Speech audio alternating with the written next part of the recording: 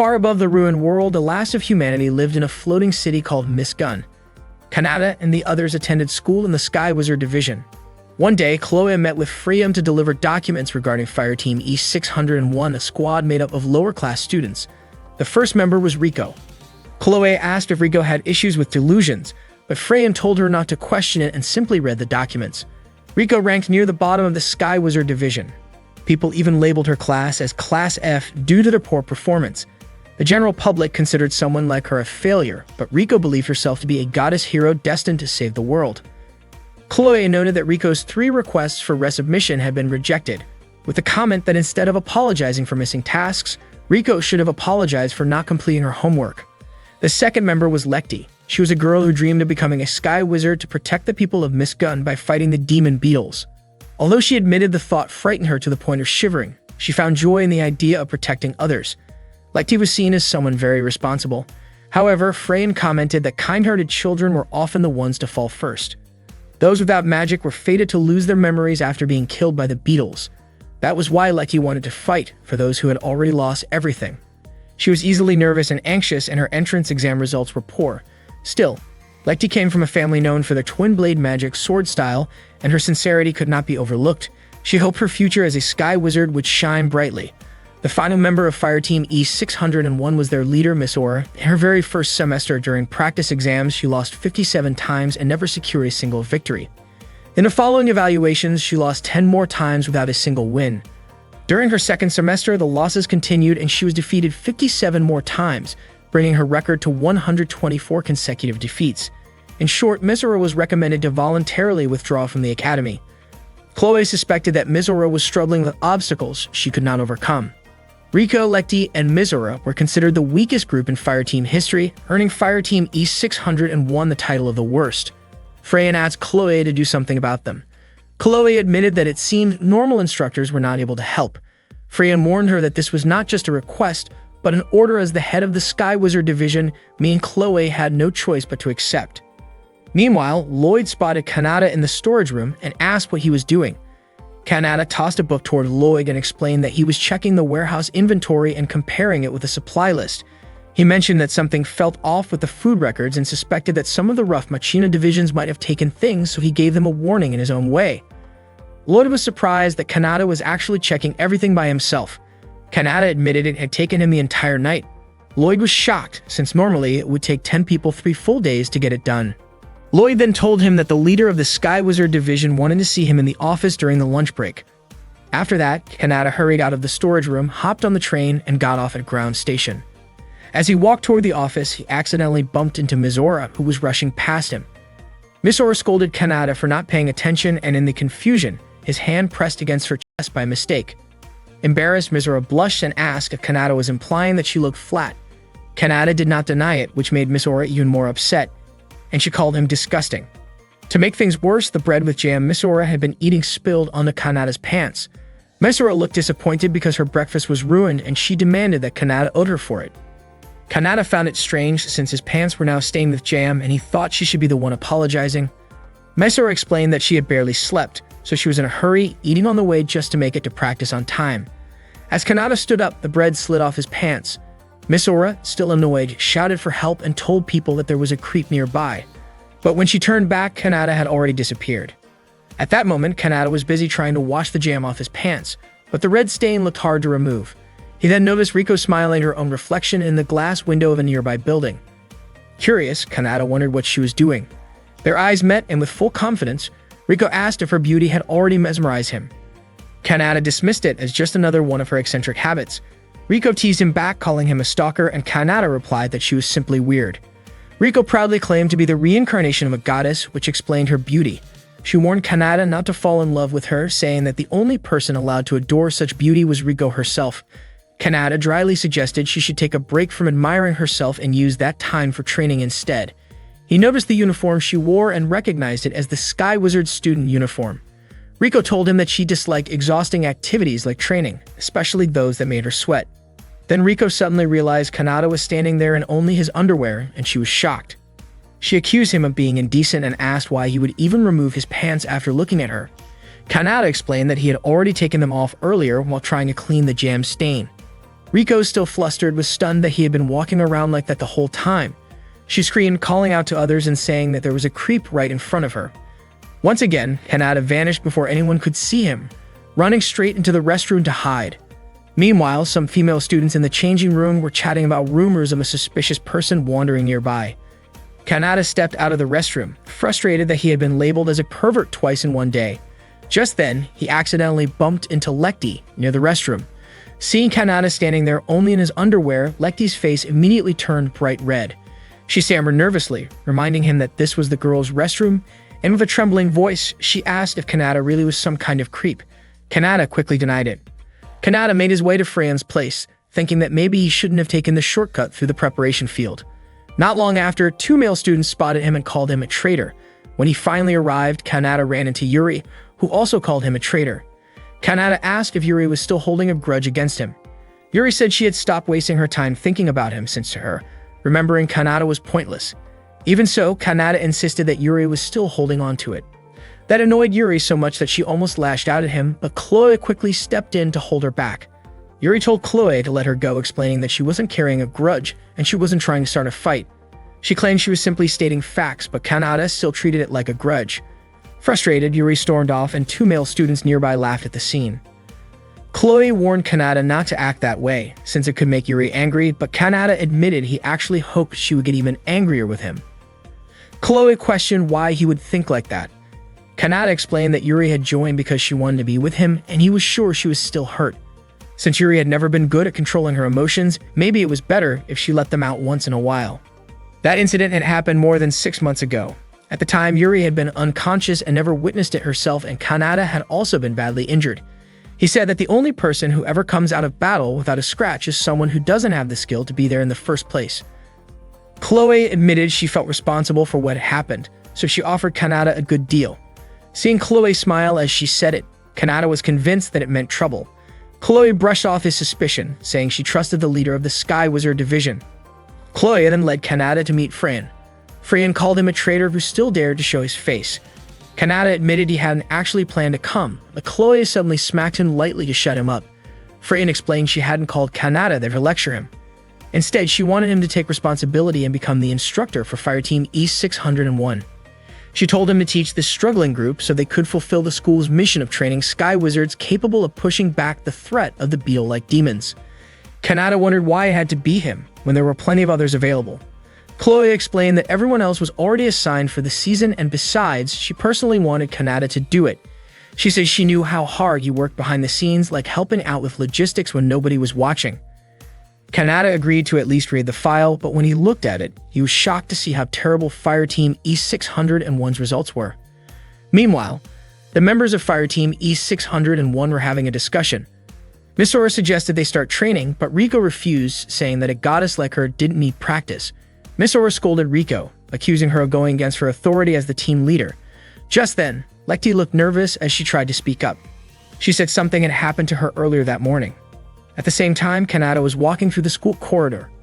Other students who passed by recognized him. Everyone knew he was from the regular division, and most of them considered him a traitor. They wished he would just stay away from them. But to their surprise, Kanata casually asked them where the Fireteam E601 room was. The students mocked the group, calling them losers. Back with the team, Lekti admitted she had run into someone unsettling earlier that morning. Riko said the same thing had happened to her. And then Mizora added that she too had met a creepy person who had spilled bread and jam on his own pants, which she found disgusting and humiliating to even recall. Instead of solving the mystery, Riko and Mizora started arguing, and Lekti tried her best to calm them down. Not long after, Kanata entered their room. He introduced himself as the instructor of Fireteam E601, explaining that he was a second-year student in the regular Sky Wizard Division and that he was 17 years old. Mizora immediately recognized the name and labeled him a traitor. Riko said she had also heard about him, while Lekti was confused and asked if Mizora really knew him. Mizora confirmed it, calling Kanata both a well-known traitor and someone suspicious. Riko and Lekti agreed with her, convinced he was the same unsettling person they had all run into. The three of them instantly activated their weapons and pointed them at Kanata. Kanata stood there, baffled at why they were calling him that. For context, Miss Gun was a floating city dedicated to training Sky Wizards. It hovered about 3,000 meters above sea level, with a population of around 6,000 people. About 90% of them were wizards like Kanata and the others. A long time ago, humanity was forced to abandon Earth because the land had been overrun by armored insect-like demons. People moved to floating cities to continue their lives, and the city came to be known as Miss Gun. Riko considered herself to be a star in Miss Gun. That day, Kanata entered Fireteam E601's room and introduced himself as their new instructor. Misora questioned why Kanata had become their instructor, but Kanata told her not to worry about the details and instead encouraged them to move forward. Misora was convinced that Kanata couldn't read the data properly and also carried his usual shameless attitude. Kanata recognized Mizora's name as a second-year student in the Sky Wizard Preparatory Division. She was 14 years old, her class performance grade was D, her practical training grade was E, and the review report even recommended that she voluntarily withdraw from the academy. Misora argued that her abilities couldn't be measured by test results alone, but Kanata didn't seem to believe her. Misora blushed under his gaze, unable to stand it any longer, and quickly walked away. Riko remarked that Misora was just a low-level student, which explained her poor grades. She then tried to introduce herself to Kanata, but he already knew about her. Riko was also a second-year student in the Sky Wizard Preparatory Division with an A in classroom grades. However, because she missed her homework, her practical training grade was marked as an F. Normally, E was the lowest grade, but for some reason, Riko had received an F. Riko admitted that she couldn't leave her hair messy, so she had skipped it.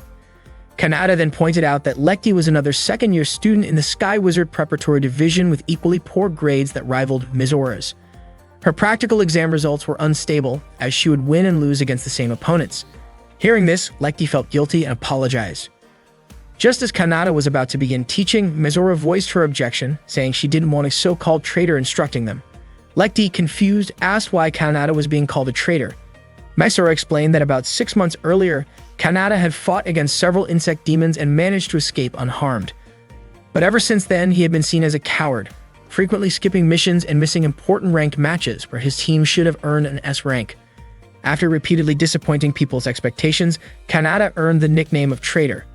Misora said she couldn't allow someone so irresponsible to be her teacher. Kanata replied that Misora was free to voice her complaints to the head of the Sky Wizard Division, then asked whether she felt embarrassed because she had never won a first-rank match. Misora told him not to underestimate her. She admitted that she felt ashamed, but she still wanted to become a great Sky Wizard and didn't want to waste her time. Riko argued that Kanata's remarks about her were inaccurate.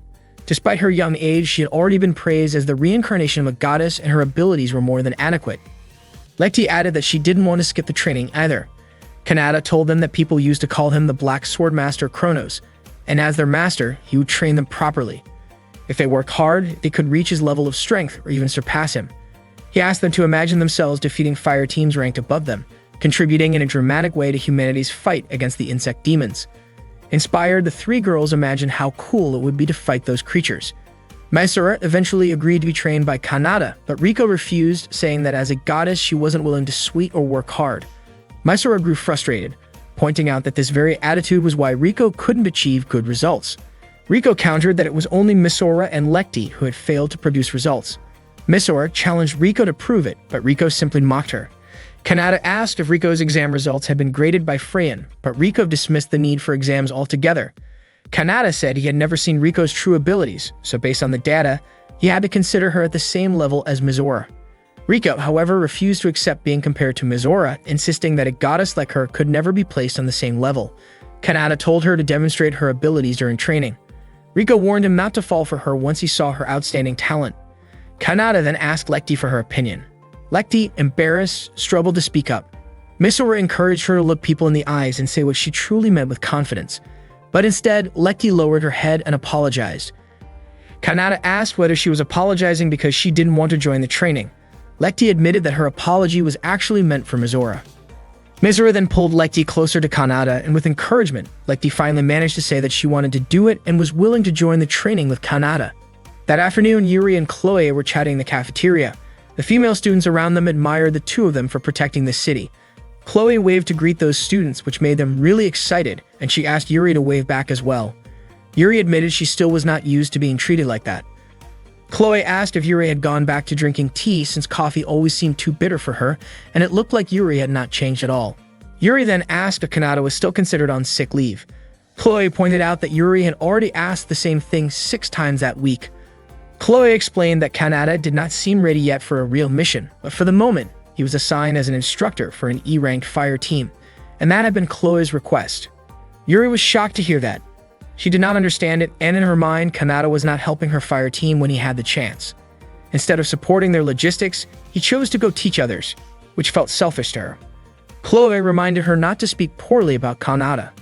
Chloe explained that keeping the peace was their duty as sky wizards, and she was sure Kanata felt the same. When Yuri asked how Kanata was doing at that moment, Chloe answered that he seemed to have started his lessons by flying through the skies. At that same time, Kanata was flying with Mizora, Riko, and Lekti. When he reached a good altitude, he stopped to begin the exercise. Mizora was puzzled why Kanata was using a flight device, while Riko also wondered why he did not just use his flight magic since the device had lower mobility. Mizora began to doubt his reputation as a Grand Master, saying that someone who could not even fly properly would not stand a chance against them. Kanata responded that his way of flying was simply the mark of a beginner learning the basics, which surprised them. Riko questioned why Kanata would choose such a basic program to test their skills, while Lekti just hoped he would train them seriously. Kanata then told them they could attack him with their alchemized arcana weapons at full strength. If they could defeat him, the training would end. With that, the exercise began. Kanata darted off at high speed, and Mizora confidently declared that they could defeat him. She immediately chased after him, and Lekti followed soon after. Riko was frustrated by how recklessly her teammates were rushing after a fleeing target without even a plan. Seeing Mizora chasing him, Kanata thought to himself that their team truly lacked coordination, though he admitted that Mizora's speed was not bad at all. He shouted back, asking if she really thought she could catch him alone. Mizora said she was certain, even claiming that Kanata should not be upset if she managed to land a hit. Kanata pushed his speed higher, but Mizora stayed on him, surprising him with her stamina. Before long, Mizora activated her arcana weapon, a magic sword cannon called Ragrid. She swung it toward him but kept missing. Kanata noticed that she was not able to make sharp adjustments if she only kept striking wildly. Mizora grew more exhausted but refused to stop. At that moment, Kanata prepared to fire a shot of his own. He sped up again, and Mizora assumed he was just trying to run away to avoid her attacks. Kanata praised her speed and stamina, saying they were actually quite impressive. Just when Mizora moved in for another strike, Kanata suddenly changed direction and disappeared into the clouds, leaving her confused and searching for him.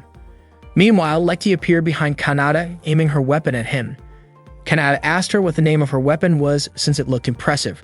Lekti answered that it was called Amano Habakiri. Kanata was surprised, noting that she should have been able to land a blow if she had only tried. He encouraged her not to hesitate. Lekti began attacking, but Kanata was able to block her strikes.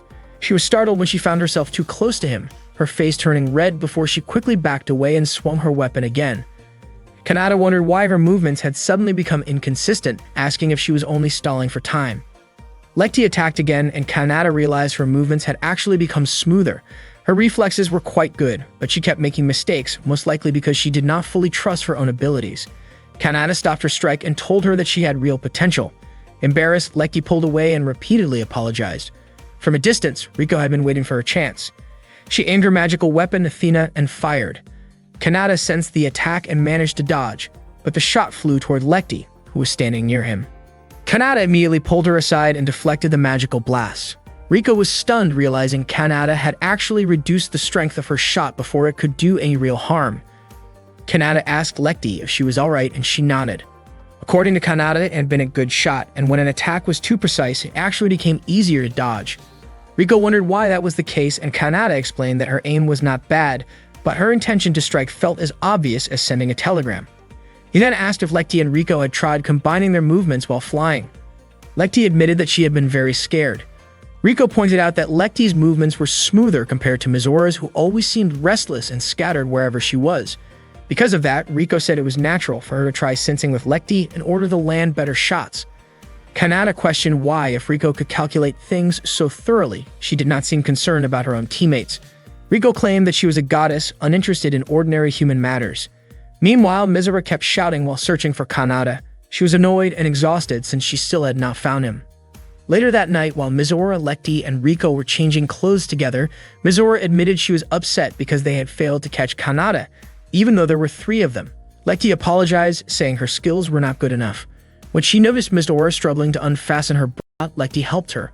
Mizora thanked her and said it was not her fault, admitting she might not have given Lekti any useful directions. Riko then commented that fire team leaders should be able to assess the battlefield properly, unlike what Misora had done. She also contrasted that with herself, who she described as beautiful. Misora became irritated by Riko's words. Riko told Misora not to feel down since it was only natural that she was taller and more developed physically, claiming that was what separated ordinary people from a goddess. Misora replied that she was not upset and that such things did not matter to her. However, when she noticed Lecty's figure, she was surprised and started crying, not believing how Lecty could be more developed than her. Riko reassured her that such differences had nothing to do with someone's abilities as a sky wizard. Misora was touched by her words, but at the same time, seeing both Riko and Lecty made her feel uneasy. What bothered her even more was when Riko playfully described Misora's body in a mocking way, which made Misora scold her. Lecty quickly tried to calm both of them down. Kanata had realized that Misora had a hot temper and often lost sight of her surroundings, while Lecty's lack of confidence caused problems whenever she faced enemies. Riko, on the other hand, was the complete opposite of Lecty, but the distance between her and her teammates was too wide. To Kanata, they were like puzzle pieces shaped oddly, but he thought it would be amusing if he could somehow fit them together. Riko, however, refused to accept Misora as the leader of the fire team since as a goddess, she did not want to be under Misora's command. Misora argued that she was the one who had started the fire team, so it was her responsibility to lead. Riko countered that being first in line did not automatically earn respect. At that moment, Lecty tried her best to calm the two of them down as they argued.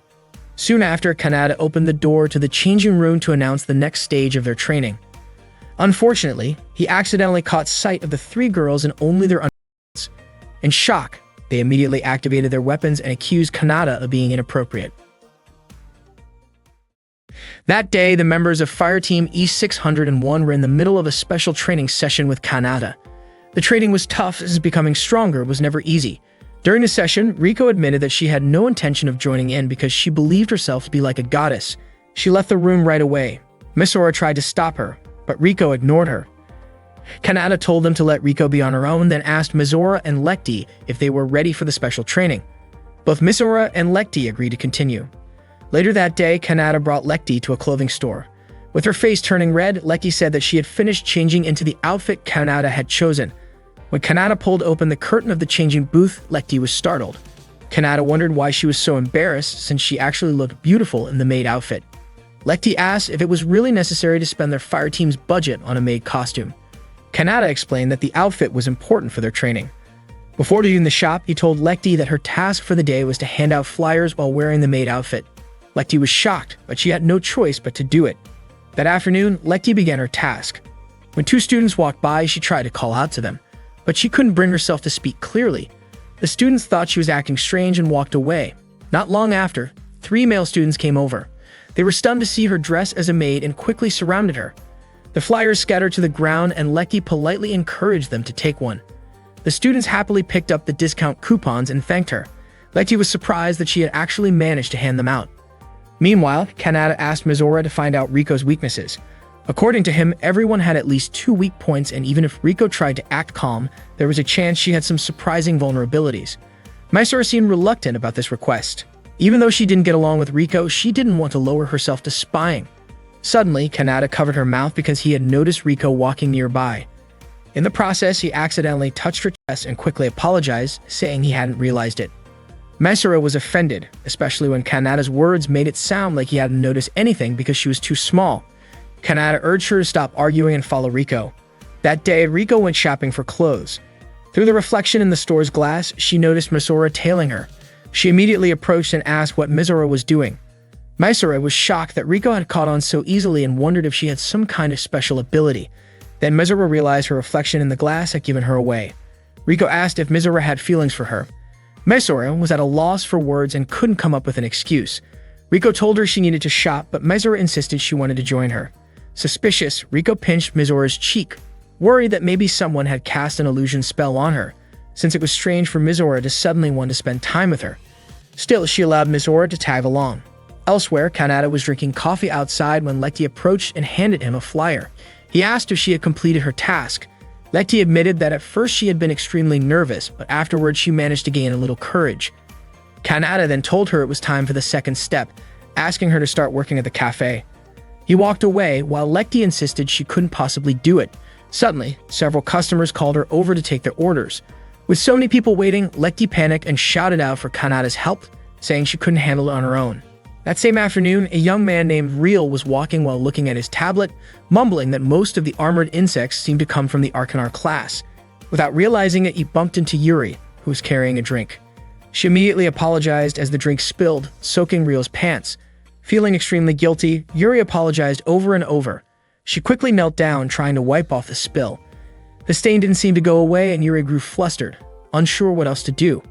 To her surprise, Real's heart raced as he watched her, his face turning red. Yuri apologized again, worried the drink might leave a permanent stain on his clothes. Just then, Riko took the handkerchief from her, saying she could handle it herself. A moment later, Chloe called out to Yuri. Real told her not to worry and urged her to go meet Chloe. Yuri apologized one more time before leaving in a hurry. Real watched her go and only then realized he was still holding on to her handkerchief. That afternoon, Riko went to a bookstore and bought a philosophy book. Mizora asked if Riko was really sure about buying it since the book looked boring. Riko thought Mizora probably didn't understand the joy of pursuing truth yet, and she even called Mizora a child. Mizora admitted it when she was told that. Then Riko invited Mizora to the next store. Mizora didn't expect that Riko still hadn't finished shopping. After that, they went to a doll shop. Riko absolutely loved the sheep doll she found and hugged it right away. Mizora had only just discovered that Riko liked cute things. Riko looked embarrassed and quickly took the shopping item from Mizora's hands. Riko said they needed to use their time efficiently. Mizora began to wonder if Riko liking cute things could be considered a weakness. That afternoon, Lekti was serving customers, but a few male students started teasing her with uncomfortable comments. They laughed, which made Lekti feel very embarrassed, and she quickly walked away. Lloyd saw everything and recognized Lekti as Kanada's student. At that moment, Lekti sat alone, saying she couldn't do it. Suddenly, Mizora arrived and asked what Lekti was doing there. Lekti immediately hugged Mizora and cried and told her everything.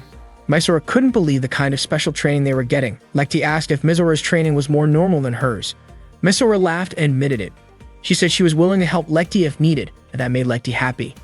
Not long after, Mizora changed into a stylish bunny girl costume she didn't expect Kanada had prepared.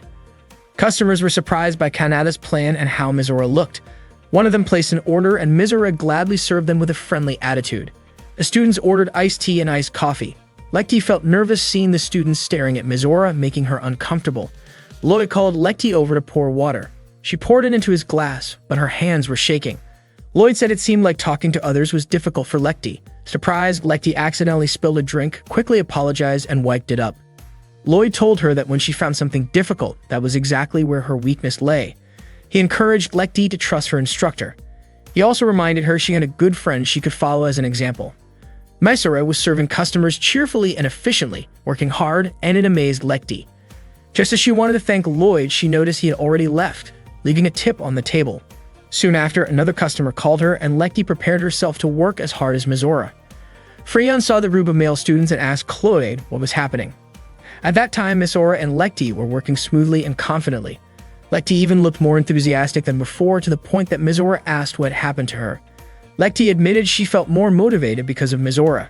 Mizora didn't quite understand what she meant, but she was happy to hear it.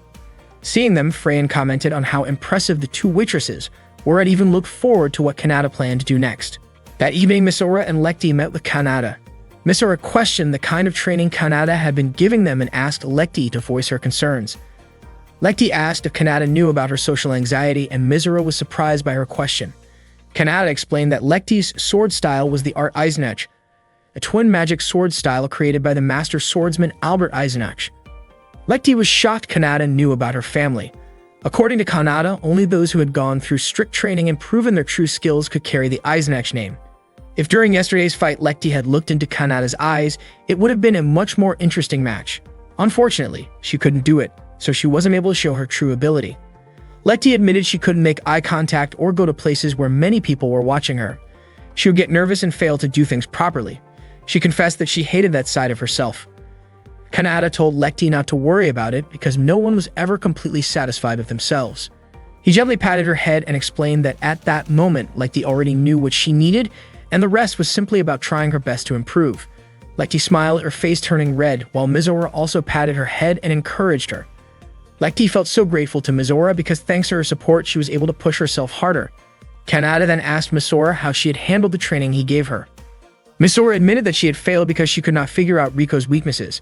She says she was surprised to learn that Riko actually read difficult philosophy books, even though she also enjoyed funny and lighthearted things. Kanata praised her, saying she had made progress, and then went to buy some ice cream. Misora wondered why Kanata said that when in her own eyes she had only failed. Soon after, Kanata gave the ice cream to Lekti and Misora as a reward for their hard work. Both of them happily ate it and really enjoyed it. Misora admitted that she did not know much about Riko, let alone her weaknesses, and she had not even realized that Lekti had stage fright.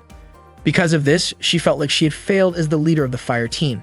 Kanata reassured her by saying that she had learned something through the experience, and that itself was progress.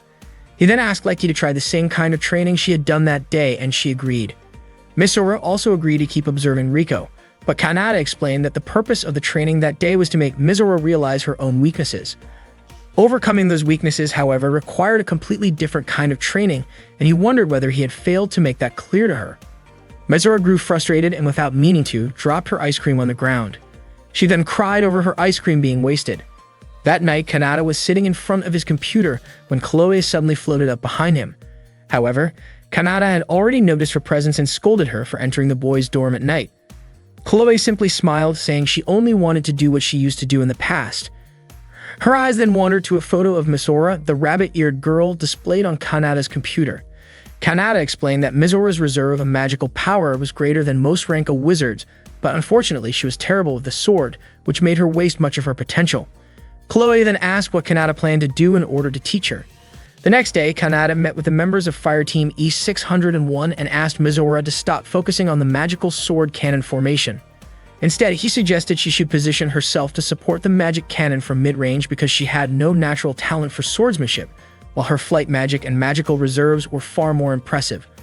Kanata said his goal was simply to make the best use of her abilities. Misora refused to do that, saying she did not care, and even if it could make her stronger, she would not change her path. Kanata told her to stop being selfish, since the magical sword cannon was unbalanced, outdated, and too difficult for a beginner to handle. Misora denied being selfish, saying she was simply doing her best, but still rejected the idea of moving away from the sword cannon style. Kanata said that no matter how hard she tried, putting effort into the same approach would only produce the same results. Misora realized she had misjudged him, since she thought Kanata might have been a capable instructor. In her eyes, Kanata clearly did not understand her at all, so it was better if he stopped telling her what to do. Frustrated, Misora stormed out of the room. Seeing this, Lekti immediately ran after her.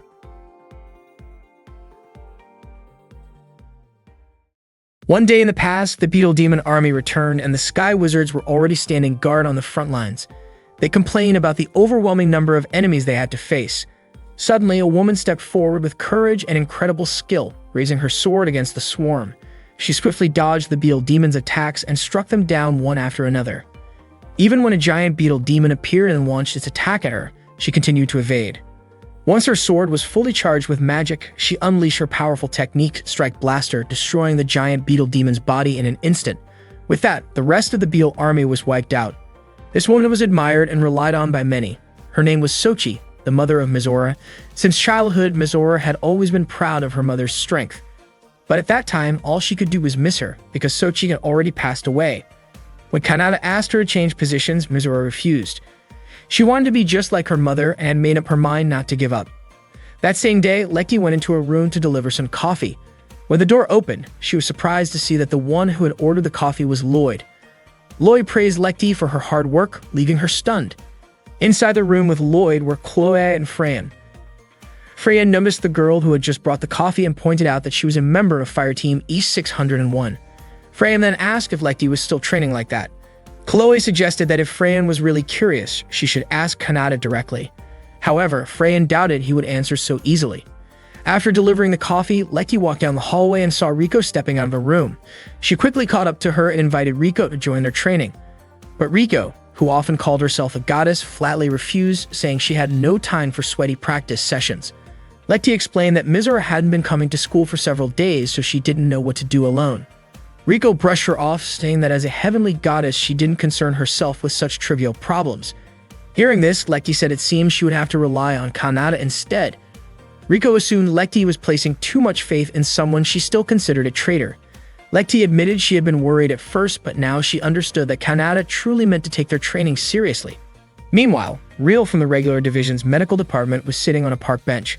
He was practicing how to return a handkerchief to Yuri and properly thank her. Before long, he noticed Yuri walking up to Kanata. Yuri pointed out that Kanata had been training the girls for several days. Kanata was surprised she knew about that. Yuri explained that it was obvious since Fire Team E-601 hadn't been assigned to practice in the airspace, and it was easy for her to notice. Kanata responded that maybe it was better that way. Yuri grew frustrated, pointing out that Kanata was the only one on the special fire team with free time, and she worried that he might betray Fire Team E-601 too. Kanata said he needed to head home since he didn't have time to spare. Yuri insisted their talk wasn't over, but Kanata still left. Real, who had witnessed everything, started trembling and accidentally dropped the handkerchief without realizing it.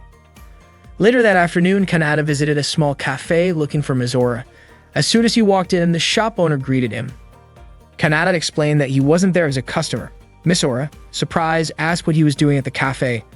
Kanata was relieved to see that she was safe. Mizora, however, expressed her irritation toward him. The cafe owner immediately scolded her for being rude to a guest. Mizora told her father not to interfere with her business. Kanata was surprised to find out that the cafe owner was actually Mizora's father, Gail, since the two didn't look very much alike. Gail laughed and said Mizora resembled her mother. Mizora frowned and hurried into her room.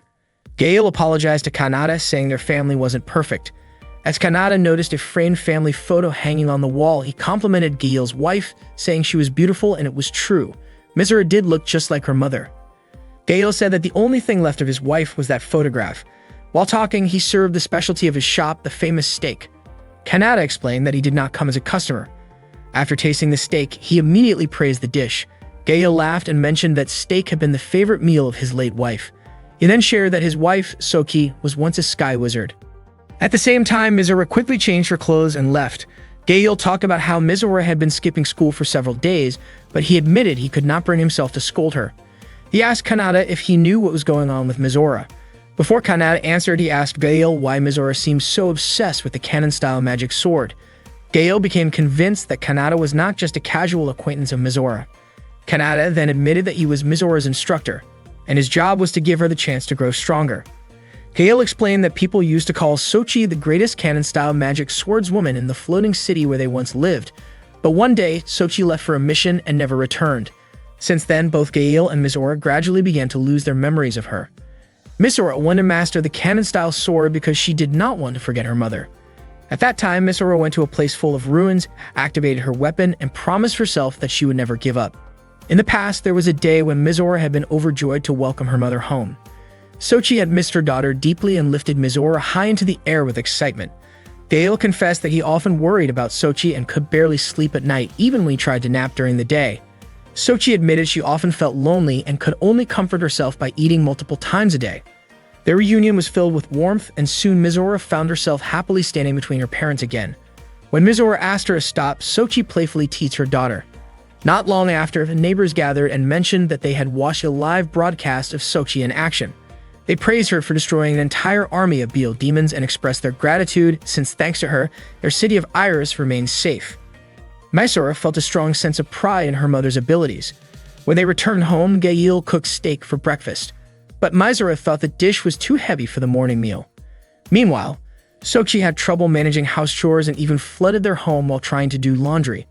Mizora was surprised at how poorly her mother estimated the water level. When Sochi tried cleaning, she accidentally damaged the wall. Mizora scolded her out of frustration. Soon after, information arrived that a group of Arcanar and Chimera-class beetles had begun to attack. Sochi immediately prepared to leave. She said her farewells and got ready to head into battle. Mizora felt heartbroken, since they had only just been reunited. Her face showed such sadness that Sochi almost could not bear to leave. Gail gently patted Mizora's head to comfort her. Mizora then asked her mother to be careful while working. From that day, Mizora continued waiting for her mother's return. When Sochi finally came home, Mizora was overwhelmed with emotion, cried tears of relief, and hugged her mother tightly, as if she never wanted to be apart again. That night, Sochi took Mizora flying with her. Mizora was excited and commented on how small their city looked from above. Sochi pointed out their home from the sky, explaining that even though the houses seemed tiny, many people were living there. She told Mizora that her duty as a sky wizard was to protect the people in the city, as well as to keep Mizora and Gail safe. Suddenly, a warning came from an airship instructing Sochi to stop. Mizora remarked that they probably needed a permit to fly. Sochi realized it too, but chose to escape playfully instead. The next morning, Sochi was about to leave for work again. Misora asked her mother to always be careful. Gail promised to cook steak for her when she returned. Sochi then said goodbye, and Misora kept cheering her on. Inspired by her mother, Misora began practicing sword techniques, hoping to show her progress to Sochi when she came home again. Misora met her father, Gail, who told her that he had prepared some boiled meat for her. But Misora asked about steak, and more than that, she wanted to know if her mother had not come home yet. To her surprise, Gail answered that Misora did not have a mother. Misora immediately left and started asking people around the town about her mother, but none of them knew her at all. According to them, Misora and her father had always lived alone together, and no one had ever heard of a sky wizard in Iris Town. Not long after, two officers arrived carrying a sword. They explained that Sochi had tried to protect everyone. She had gone forward alone against the enemy. She was the strongest and known as the noble cannon-type magic shooter. Misora remembered her mother's message that she would fight to protect the people, as well as Misora and her father. Misora took hold of the sword and promised that she would become a sky wizard like her mother. At that time, Misora was training alone. She wondered why she could never win, and she kept striking down the iron target in front of her until she finally fell. She kept questioning why all her efforts never paid off, but she refused to give up for her mother's sake. Soon after, Kanata came to her. Later, Kanata and Misora visited the Hill of Hope, the resting place of fallen sky wizards. Kanata had heard that Misora visited this place every day. Misora was sure that her father had told Kanata about it, which upset her. She felt that Kanata was intruding into her privacy. Misora even said that both Kanata and her father were the worst. Kanata asked her not to blame her father because since she had never spoken about it, her father had been worried. Kanata asked why she was so fixated on the cannon sword, and that was why he had chosen this place. He wanted Misora to swear at her mother's grave to give up on the cannon sword, because she could never be as strong as her mother. Misora grew angry and told Kanata to stop acting like he knew everything. For her, when the cannon sword was entrusted to her, it also meant her mother had been entrusted to her.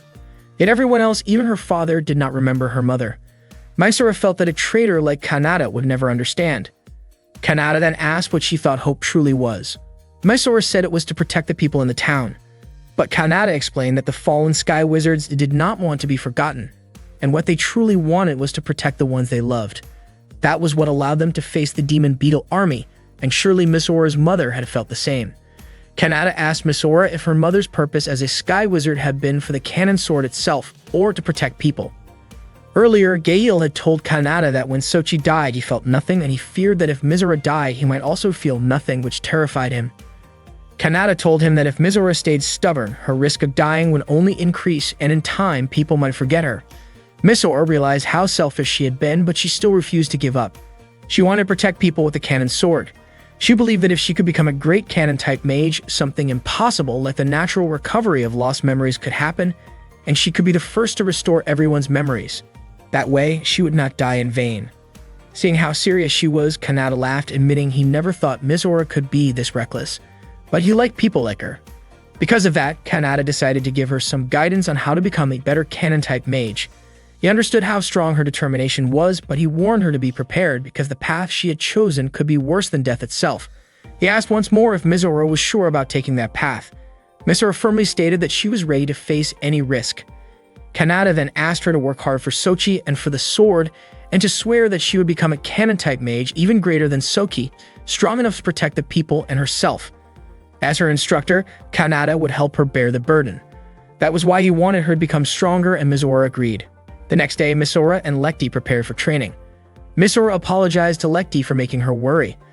Kanata arrived and asked them to begin right away. Lekti immediately flew high into the sky. Misora looked at Kanata's face and shyly thanked him before leaving. Kanata could only smile at her. Meanwhile, Riko was watching them from below, and it seemed like she was starting to take interest in Kanata's way of teaching.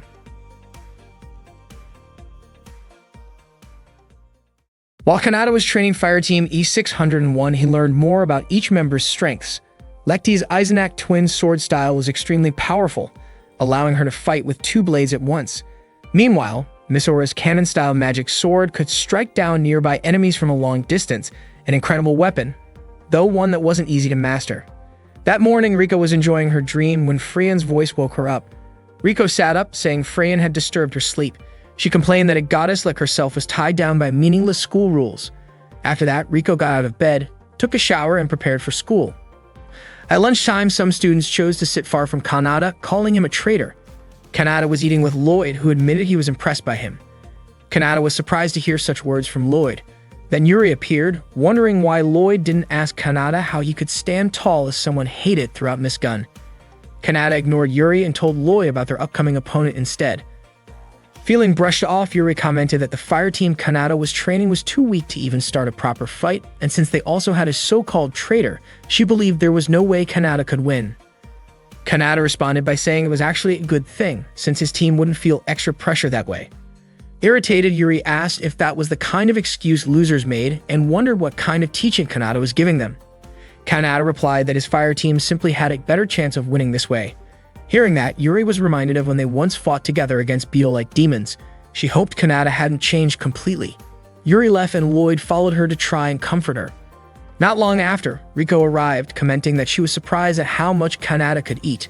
She then shared that while showering earlier, she had seen something beautiful. Kanata wondered if she had seen a ghost or something similar. Riko smiled and explained that the beauty she saw was none other than herself in the mirror. She thought that no one in the world could be as beautiful as she was. Kanata laughed and said Riko was truly amusing. When she was younger, Riko had been mocked by her friends for being so full of herself, calling her as beautiful as a goddess. Curious, Riko asked Kanata what documents he was reading. Kanata explained that they were about Fire Team E571, the team that would be E601's next opponents. Its members included Ami, Shayla, and Beach. Kanata said that if Lekti and Mizora could complete their training, and they might have a chance to fight properly. Riko, however, admitted she had no intention of training with Kanata. He told her to do as she wished. Riko believed that a goddess like her didn't need to work hard or sweat for anything. Meanwhile, Lekti and Mizora were in the changing room. They were taking turns applying patches on each other's backs, since their training had become increasingly intense. Mizora admitted that the training was paying off as she could feel her skills gradually improving. She was confident that under such circumstances, they might have a chance in the next match. Still, there were things that worried them. Not long after, Kanata called out to ask if they were done changing. Surprised, Mizora accused him of acting like a creep, but Kanata calmly said he wasn't interested in peeking at kids. He told them he wanted to treat them to ice cream as a reward for their hard work. Afterwards, Mizora and Lekti went to see Riko. Mizora directly asked her to join their training. She didn't want to be called a loser anymore. She didn't want to keep losing, and more importantly, she wanted them to face things together. Riko reminded them that Lekti had already asked her before, and her answer was still the same. Riko said that as a goddess, she had nothing to gain from training. Lekti disagreed, believing that Kanata would definitely teach Riko something valuable. Mizora, though reluctant to admit it, agreed that Kanata had the ability to make them stronger. Riko then remembered what Lekti had said about Kanata truly caring about them, as well as Kanata's own words telling her to do whatever she liked. She said that since Kanata wasn't trying to train her directly, she saw no reason to participate in training. Mizora pleaded with her, saying that even if Riko didn't join the training, she still wanted her to fight alongside them in the match. Riko admitted that she wasn't interested in embarrassing herself by joining the match because she knew she would definitely lose. Lekti didn't expect Riko to say that, and Mizora even kneeled in front of Riko, asking her to join their match. Suddenly, Kanata appeared and pulled Mizora up to her feet, surprised by what she was doing. Meanwhile, Frayn informed Chloe that the D-ranked fire team had weakened during patrol. At that time, a Chimera had appeared, and Frayn was determined not to let it get close to Miss Gun, since they were commanders of the small beetle-type fiends. Chloe told her not to worry because handling that situation was the responsibility of the special fire team. Frayn then asked about Kanata's fire team, pointing out that the popularity ranking match was coming soon. She had already asked earlier about Fire Team E601. Back with Kanata, he released Mizora and explained that Riko would never refuse to act unless she had something on her mind. He said that fighting when you already knew you would lose wasn't exactly cool, but complaining about not even trying was definitely not his style. Riko was shocked and told him that he knew nothing about her. Kanata gently patted Mizora's head and said that was why he would leave the key to victory in her hands. The next morning, Riko once again dreamed about her childhood, when she used to chase after Frayn but could never catch up. She woke up hugging her stuffed toy, upset that she had fallen into the same nightmare again. Still feeling sleepy, she went off to school. That day, Yuri was practicing with her staff while Real watched her from afar using binoculars. He couldn't believe that someone as beautiful as Yuri was associating with Kanata, the so-called traitor. Real was convinced that Kanata must have deceived her. Riko spotted Real and called him a sneaky stalker, which startled him so much that he immediately ran away. Up in the sky, Kanata and Mizora had already begun training. Kanata demonstrated a move to her, then activated his weapon known as the Gladius, a destructive sword used as a chronos. Mysora was amazed by it. Kanata pulled the trigger on his sword, releasing a burst of magical energy that caused a massive explosion. He called it the Sword Magic Cannon Battle Art Strike Blaster, and this was the technique Mysora needed to learn. Mysora couldn't believe she was about to practice such a powerful move. Kanata warned her not to release too much magical energy all at once. He instructed her to concentrate her magic within her body and channel it into her sword. He admitted honestly that her swordsmanship and shooting skills were still amateur, but that didn't bother him. That was exactly why he wanted to teach her the fundamentals and guide her through this technique. Kanata assisted her in performing the move, and Mysora asked if this was truly her key to victory. Kanata explained that her strongest asset was her vast magical capacity, which allowed her to pour everything into one decisive shot. A single strike that could decide the battle. That was their only plan. He then gave her the signal to fire. Mysora launched the Striker Blaster and was thrilled when she succeeded. But soon she realized just how heavy the burden of channeling that much magical power was, and she wondered why Kanata looked so calm about it. Kanata explained that he had added this training to regular cannon practice, but reminded her that she could only manage 3 shots per day. Mysora noticed that Kanata seemed to be showing signs of magical exhaustion. Kanata gently patted her head again, explaining that the move was meant to clear the path for her and her teammates to advance. Mysora, flustered, grew annoyed at him for putting his hand on her head and demanded that he remove it. Meanwhile, Riko was quietly observing them from below. She was convinced that with Mizora's hidden strength, the tide of the battle could definitely turn around. At that moment, Lekti was also practicing her twin sword magic against Kanata. Kanata mentioned that Lekti seemed distracted and asked if she hadn't gained something like Mizora had. He explained that the divine sword Eisenach had been sharpened and improved by its descendants, and the style of twin sword magic had already been embedded within Lekti. Their training was meant to help her bring it out. Kanata then asked Lekti to show him everything she had learned. With enthusiasm, Lekti demonstrated her skills, but unfortunately, she couldn't land a single hit on Kanata. Still, Kanata pointed out that she had made significant progress, especially with her ability to deliver a straight strike without hesitation. Lekti admitted that she only felt panic but not nervous. Kanata gently patted her head and told her she had done well. At that moment, Lekti's face turned red with embarrassment. Riko wondered if Kanata really needed to touch the girls so casually. She noticed that Mizora and Lekti had both gotten stronger, and she questioned whether she could reach their level if she also trained under him. Suddenly, Kanata disappeared from her sight, and she grew curious about where he had gone. To her surprise, he appeared right behind her. Shocked, Riko asked why he was standing there. Kanata asked if she needed Mizora and Lekti to activate her clairvoyance. Riko admitted it, surprised that Kanata knew about her ability. Kanata explained that clairvoyance was one of the highest-ranked detection skills, which allowed Riko to observe from a distance. Riko asked if the movement Kanata had taught Mizora was what he considered the key to victory, and he confirmed it. Riko pointed out that if Mizora could master it, she would be strong, but the move itself wouldn't work in a real match without someone holding the front line and another guarding the rear. Kanata agreed, adding that Riko's ability to see quickly was the most vital element for their fire team. Her skill involved identifying, analyzing, being aware of the battlefield, and making decisions. According to Kanata, Lekti and Mizora were more valuable than Riko's clairvoyance. Riko questioned why he only mentioned Mizora as the key to victory. Kanata then clarified that the true key to victory was Mizora, Lekti, and Riko together. Riko denied it, reminding him that he had never pushed her to train or shown any real interest in her. Kanata admitted that he was simply waiting for Mizora and Lekti to catch up, while Riko already possessed a gift that could be called divine. Only then did Riko begin to understand his perspective. She was stunned when Kanata told her that he truly needed and wanted her as part of the team. Her face turned bright red and she couldn't understand why he said that to her. Kanata explained that he could help her train in strategy, but the most important thing was her determination to win. He asked if she wanted to be called a loser for the rest of her life or not. It was entirely her choice. Riko thought deeply before making her decision. Meanwhile, Mizora and Lekti were flying together. Mizora mentioned that she didn't see Riko in the fire team's room, and Lekti wondered if Riko had really skipped the training. Unexpectedly, Riko appeared before them. She explained that she had pushed through difficulties just to make it to training, and she didn't expect Mizora and Lekti to keep her waiting. Both Mizora and Lekti were surprised that Riko had actually shown up. Kanata thought to himself that the key to victory had just arrived right on time. The day of the match finally came. Fireteam E601 was set to face Fireteam E571. The members of E571 arrogantly claimed that defeating E601 would be easy and even boasted about preparing a victory party in advance. Misora refused to accept being looked down on like that. Riko remarked that they had the attitude of people who always belittled others, and Misora quickly pointed out that Riko behaved that way too. Lecty admitted she felt very nervous. Kanata encouraged them, and Fireteam E601 prepared to begin their match. But suddenly, an alarm went off announcing that a swarm of beetle-like demon forces was approaching Miss Gun. All D-ranked fire teams were ordered to prepare for a surprise attack. At that moment, the beetle demons were flying toward the city.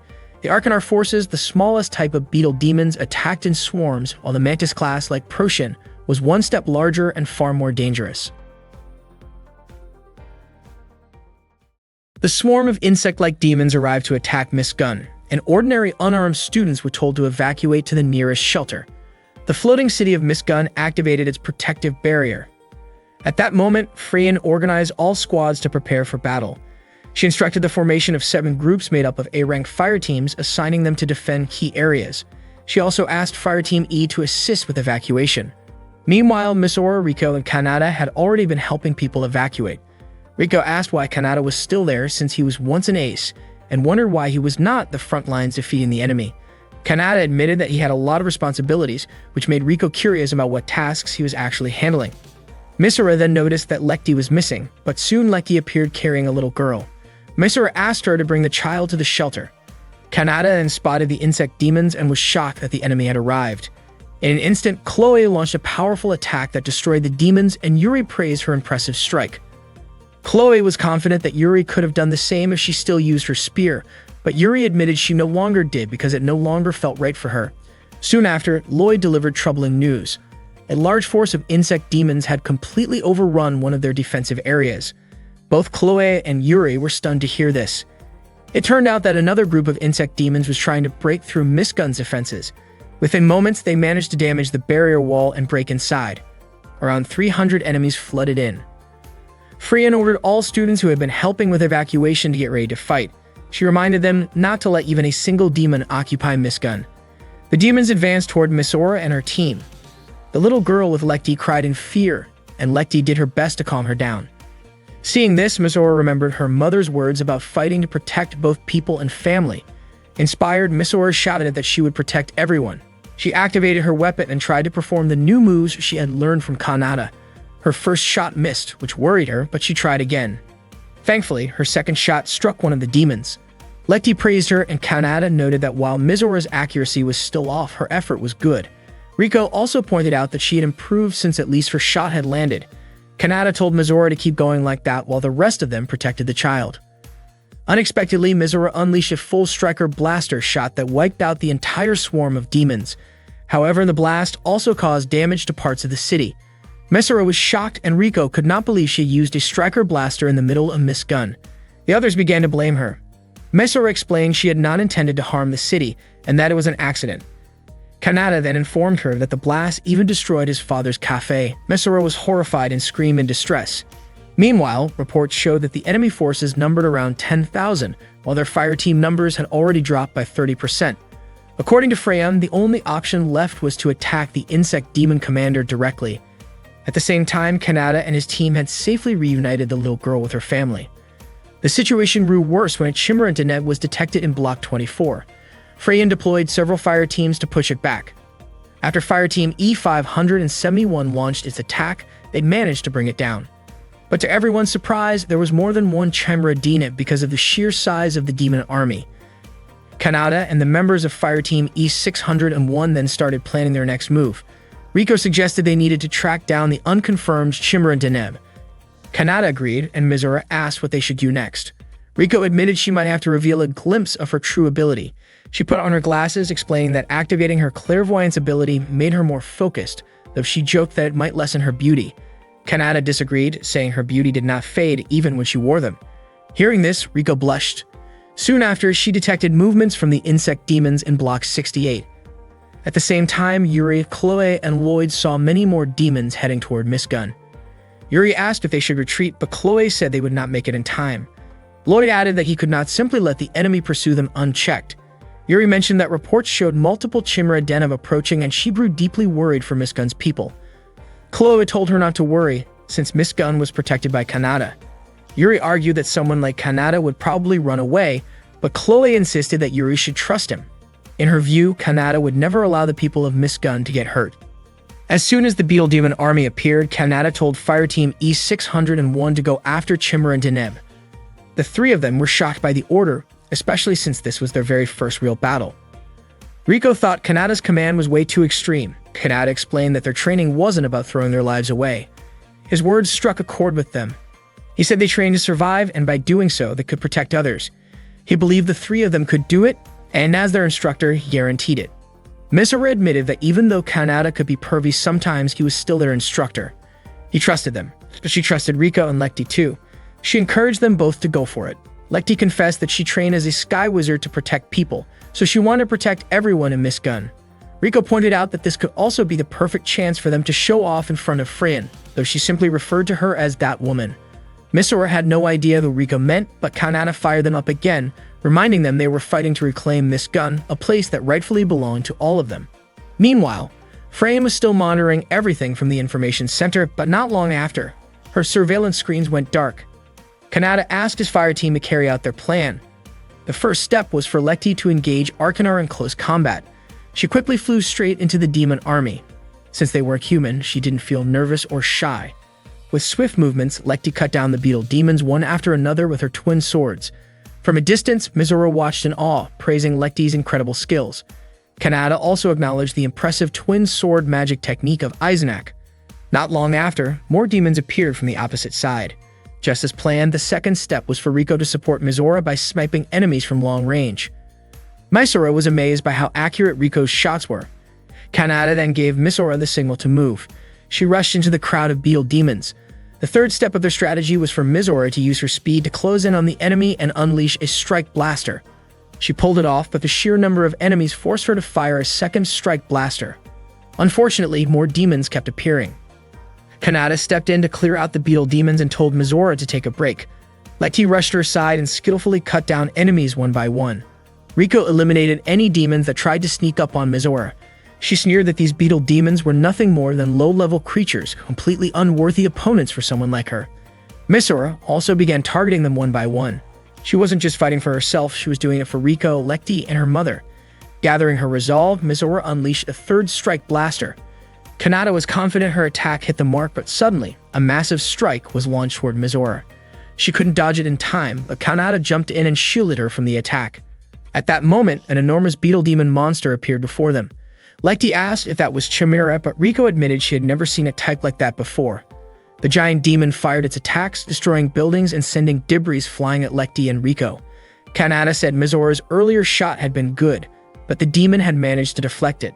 Realizing the fight couldn't drag on, Kanata admitted he hadn't expected something like this monster to show up. Misora told him not to hold back, but she also knew his magic reserves were limited. Kanata revealed he had no choice but to step in. Since this wasn't a normal enemy, he activated his weapon, and a chilling aura surrounded his body.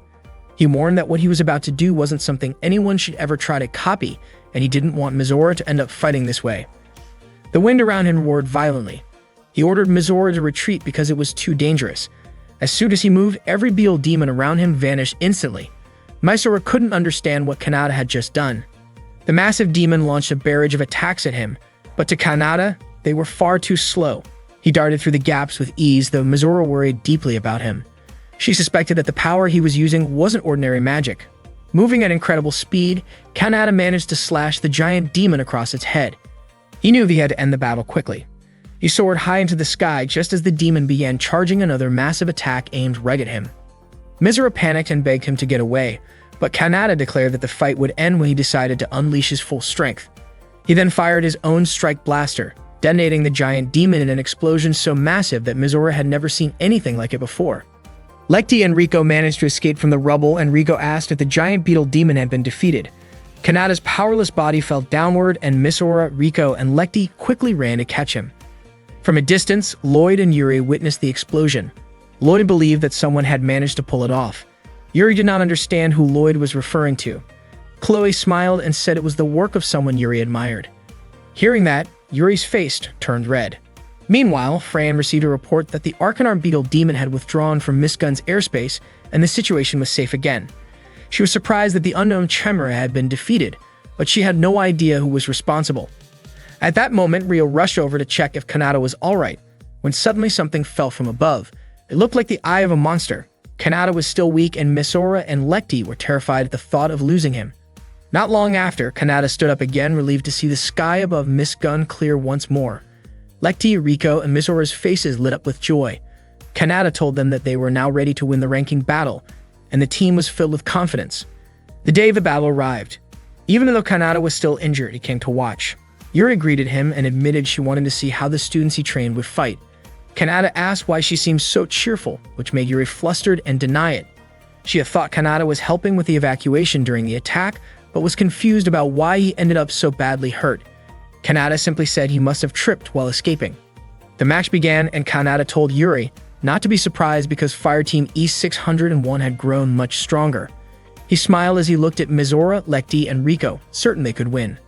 But when the match ended, Fireteam E601 had lost, and Kanata's face fell into disappointment. Fireteam E571 celebrated their victory, telling Mizora and the others to recognize their limits.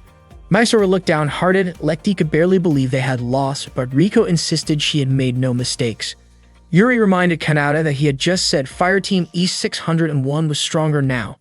Kanata smiled and replied that setbacks were only natural. That evening, Freyan presented her suggestion to the Academy headmaster, who approved it. Freyan then told Chloe they could accelerate the Sky Wizards training program in a more realistic way by holding a new Academy tournament. Later, Mizora asked Riko how far her clairvoyance ability allowed her to see. Then Riko admitted that she could see things that were extremely far away, but not objects that were invisible. Beetle Demon balloons started attacking Mizora, and she shot them down one by one with her weapon. She was clearly annoyed because those beetle balloons seemed endless. Mizora shouted at Riko, asking her to back her up from behind. Unfortunately, Riko refused, saying she wouldn't help because Mizora's movements were too sloppy. That only made Mizora even more frustrated. At the same time, Lekti was busy popping the beetle demon balloons surrounding her. Mizora kept yelling at Riko to help, but Riko still refused, which pushed Lekti to ask both of them not to fight. From a distance, Kanata could only smile as he watched the three of them. Meanwhile, Lloyd, Chloe, and Yuri were meeting Freyan in her office. Freyan pointed out that the fire team under Kanata's guidance never seemed to change, since they kept extending their losing streak. She asked them to be honest about whether they were involved in the Chimera incident the other day. Lloyd admitted that the three of them obviously didn't defeat the new Chimera species. Freyan was convinced that Kanata and Fireteam E601 were the ones who had actually taken it down. According to her, Kanata then asked for forgiveness for destroying part of the city in the process, but Freyan refused because there were no witnesses or proof. For the sake of fairness toward the other fire teams, she decided to suspend Fireteam E601 as punishment for what happened. At that moment, Lekti, Mizora, and Riko were struggling, barely able to move while being surrounded by beetle demon balloons. Mizora once again asked Riko for help, but Riko still wouldn't move, saying it wasn't worth it to fight those balloons. Lekti pleaded with them to stop fighting. Kanata kept observing from afar, realizing he only had one more step left to take. Back in her office, Freyan began planning to release Kanata from his duties. Yuri agreed with that idea, saying that in her eyes, a traitor like Kanata could never be a proper instructor. Freyan then asked Chloe to bring Kanata to her office.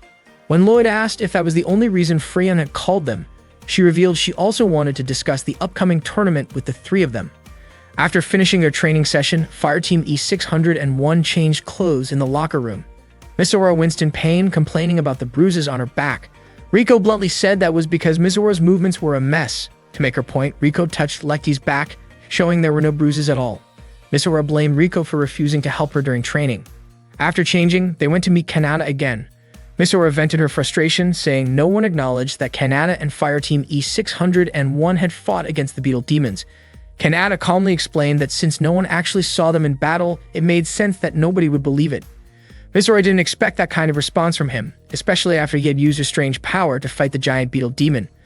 Kanata quickly covered her mouth so she wouldn't mention it further, and then asked if she couldn't accept that fact. He reminded her that no one would really care about it anyway. Kanata then showed them a tournament flyer.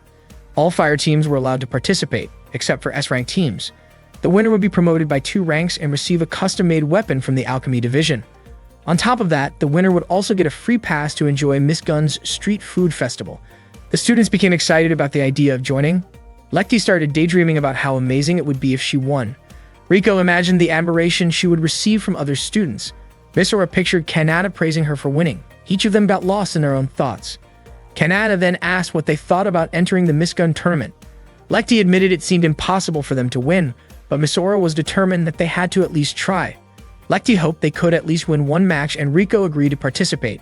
With that, Kanata decided Fireteam E601 would enter the Miss Gun tournament, and he would handle the application form. Suddenly, Chloe showed up and told Kanata that Freyan wanted to see him. Unexpectedly, Freyan dismissed Kanata from his position.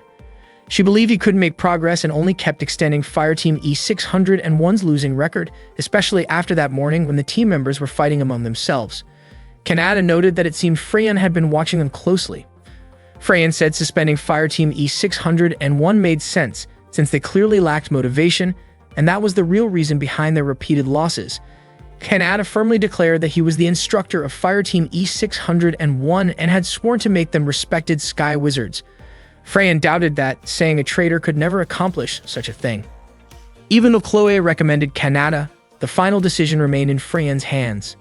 Misora declared that she didn't care if the decision was Freyan's, because in her eyes, only Kanata could truly help Fireteam E601 grow. Freyan, however, couldn't understand what the other Fireteam members saw in him. Kanata believed that if Fireteam E601 managed to win the Miss Gun tournament, then everyone else would finally accept their existence. Freyan laughed when she heard that and mocked Fireteam E601, pointing out that they couldn't even beat Fireteam E. Kanata, however, was confident they could pull it off. Freyan said that if Fireteam E601 actually won the tournament, then she wouldn't suspend them. At that moment, Misora, Lecty, and Rico had been eavesdropping outside the room. Misora was shocked to realize that they were facing suspension. As soon as Kanata opened the door, the three of them tumbled in, embarrassed at being caught listening in. They quickly followed Kanata, asking why they were about to be suspended. Kanata advised them not to get too influenced by what they heard. Later, inside Fireteam E601's room, Misora, Lecty, and Rico sat in gloomy silence, still thinking about what they had overheard.